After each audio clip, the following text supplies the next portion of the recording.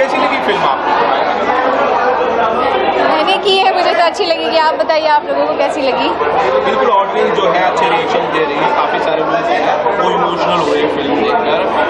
मानी कितनी एक्सपेक्टेशन रखती है जया से एक आर्टिस्ट क्योंकि लीग से हटके कुछ करने की कोशिश कर रहे हैं? बहुत एक्सपेक्टेशन है सर, क्योंकि अगर हम मेहनत करते हैं और जब तक हमें एक्सपेक्टेशन के जितना मिलेगा नहीं तब तक हमें दूसरी बार मेहनत करने की प्रोत्साहन नहीं मिल पाएगी। तो जनता से अनुरोध है कि प्यारा आशीर्वाद दें कि हम और भी ऐसी पिक्चरें ला पाएँ जो भोजपुरी में तब्दीलियाँ करती हूँ।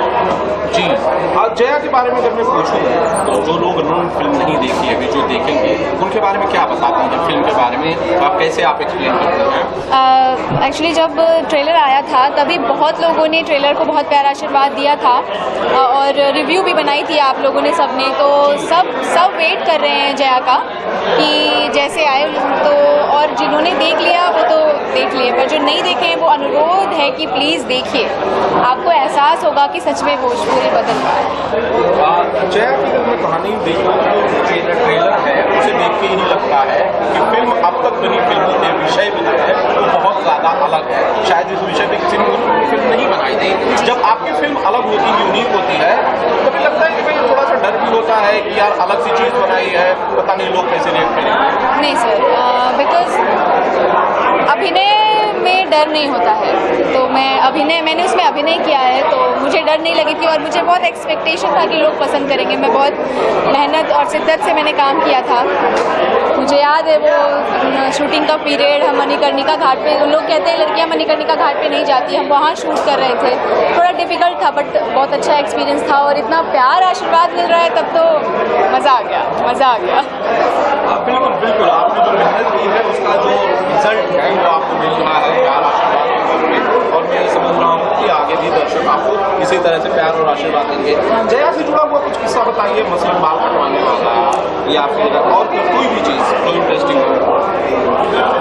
जया, सबसे पहले तो मैं जया का एक डायलॉग बोलना चाहूँगी क्योंकि ट्रेलर में सबने देखा है, एक बार मेरी जुबानी देखिए, सुनिए। हमको ये बात समझ आ गया है, बात जात का नहीं, बात औरत जात का है। तो ये जब मैंने सुना था ना, मैं बहुत इमोशनल हो गई थी क्योंकि देश में बहुत सारी चीज़ें ऐसी चल रही है जो औरत पर चल रही है, तो मैं बहुत टच थी इस लाइन से। और बहुत ऐसी कहानियाँ हैं, आग जल रही थी, 25-26 चिताएँ जल रही थी, धूप, जून की गर्मी, गंगा की स्टीम जो होती है वो, उसके बीच में हमने शूट किया। बहुत बार लपटें लगी पर सब कुछ अब सेटल है क्योंकि इतना प्यार मिला है।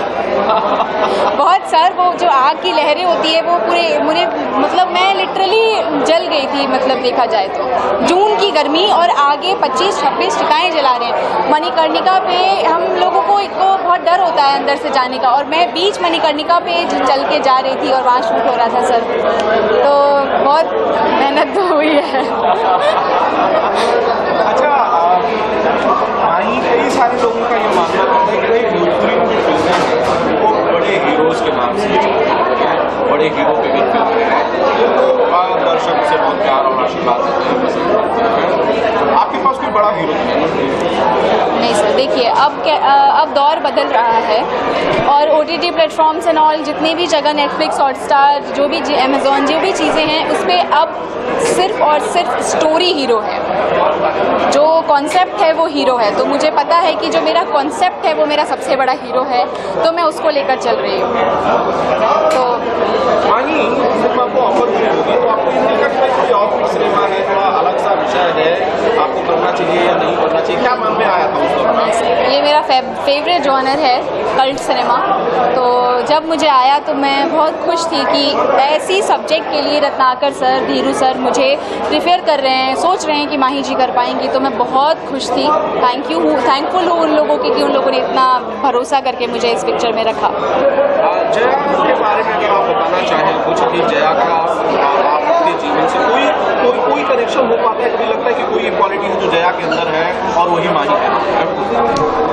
जया के अंदर जया भी स्ट्रगल कर रही है और माही ने भी जया करने तक के सफ़र में बहुत स्ट्रगल किया है, तो ये सिमिलर है। तो अभी हमें मालूम कि माही के जीवन का जया ने जो स्ट्रगल था वो खत्म? नहीं, अब जिम्मेदारी बढ़ गई है, तो स्ट्रगल शुरू अब किसी अलग तरीके की है, क्योंकि अगर आप ऐसी पिक्चर दे देते हैं तो जनता पब्लिक आपसे एक्सपेक्टेशन बढ़ा लेती है। तो अब मेरी जो जिम्मेदारी और जो स्ट्रगल है वो जनता के लिए है, पहले खुद के लिए था, अब मैं उन लोगों के लिए मेहनत करना चाहती हूँ, उन लोगों को बेहतर सिनेमा देना चाहती हूँ। ऑडियंस के लिए कुछ कहना चाहती हैं माही, जो जया देखने जाएंगे, जो लोग फिल्म का इंतजार कर रहे थे, जिन्होंने ट्रेलर देखा और ढेर सारे कमेंट्स किए कि हम इंतजार कर रहे हैं, we all are waiting for the movie. हाँ जी, आप लोग ज़रूर जाइए और आप लोग देखिए, अपना फीडबैक दीजिए कि आप लोगों को सिनेमा कैसी लगी, क्योंकि आप फीडबैक देंगे हम उस पर वर्क कर पाएंगे, और हम वर्क करेंगे तो सिनेमा, भोजपुरी सब बदलेगा, और बदलना ज़रूरी है। तो मैं अनुरोध करती हूँ, आग्रह करती हूँ आप लोगों से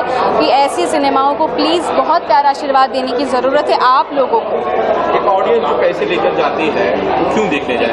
एक लाइन क्यों देखने जाए? क्योंकि सिनेमा समाज का आईना है और आईना सबको देखना पसंद है। तो जब वो सिनेमा देखने जाएंगे तो सामाजिक आईने से रूबरू होंगे कि बात जात का नहीं, बात औरत जात का है।